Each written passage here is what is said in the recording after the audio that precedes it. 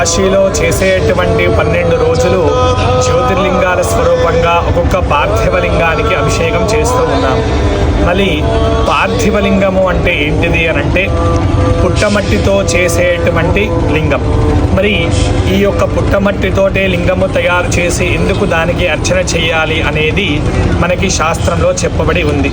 ఆ యొక్క శ్లోకం ఏమిటి అంటే కృతేరత్నమయం దేవం త్రేతాయాం హేమ సంభవం ద్వాపరే పారదం శ్రేష్టం కలో పార్థివ పూజనం.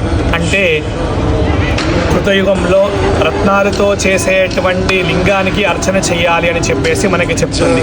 మళ్ళీ త్రేతాయుగంలో వచ్చేసి బంగారంతో చేసినటువంటి లింగానికి అర్చన చేయమని మనకి చెబుతూ ఉంది.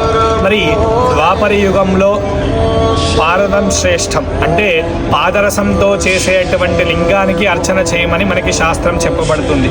మళ్ళీ కలియుగంలో ఏ లింగానికి అర్చన చేస్తే ఫలితం వస్తుంది అని అంటే కలోపార్థివ పూజనం అంటే పుట్టమట్టితో చేసినటువంటి లింగానికి అర్చన చేస్తే గనక ఈ యొక్క కలియుగంలో చాలా విశేషమైనటువంటి ఫలితం ఇస్తుంది, చాలా విశేషమైనటువంటి ఫలితం లభిస్తుందని చెప్పేసి మనకి శాస్త్రం చెప్పబడి ఉంది. హర నమః పార్వతీ పదగే హర హర మహాదేవ హర.